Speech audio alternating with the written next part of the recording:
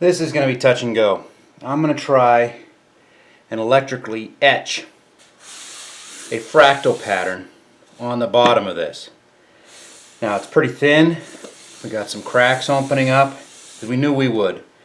I don't want to get it too wet for fear that I'll lose the entire bottom of this piece. I think it's possible I might lose the bottom anyways. So I'm just going to do my best. This is a mix of water and baking soda. My transformer today is an old microwave transformer, and I'm running it through about 300 watts of ballast. So I've got the ballast turned way down. But it's been my experience that it etches better.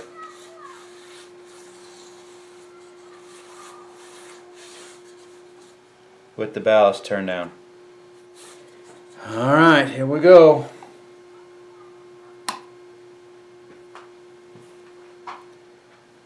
This is definitely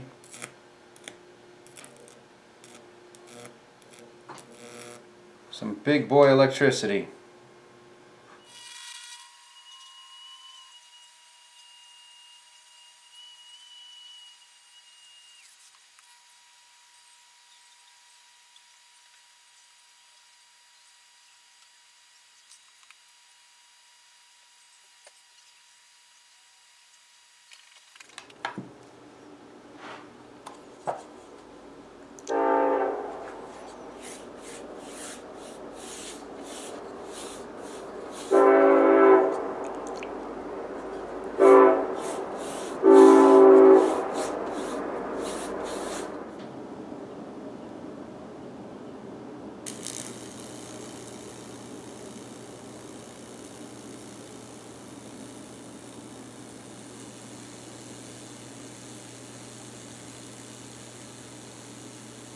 Ooh, this is going to be a good one.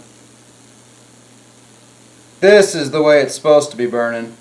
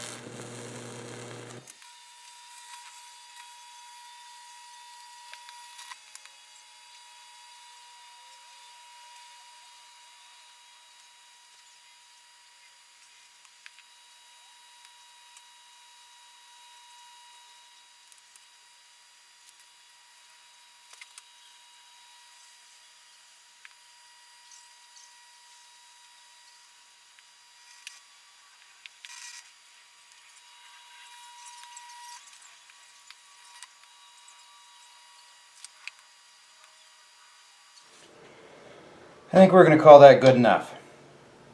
Now, I have to very carefully get the salt back out of the wood.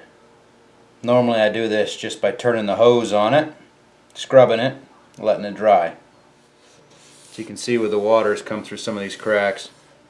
We're so pushing it. We're so pushing it. I don't want it to just come apart. I mean, this is the end of a tree. This is a slab of a tree, a round. It was always going to be hit or miss, and we've come so far and had it held together. I don't want to blow this ring off. I'm going to have to think about this.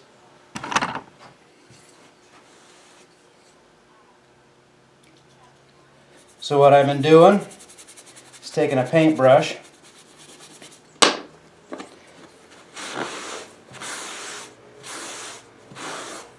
clean tap water, and a rag.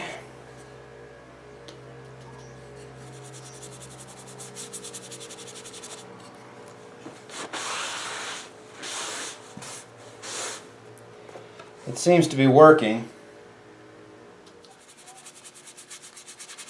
I mean, there's just not much about it I can do. I've got to get the salt out, or it'll leave a funny white finish.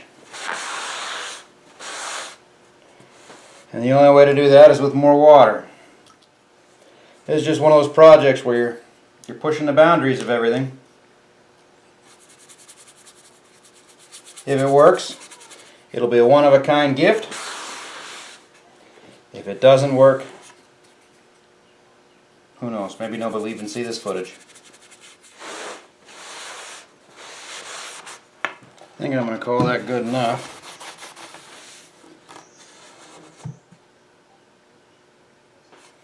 Well, let's put the heater on it, let it dry for a bit, and see what survives in the morning.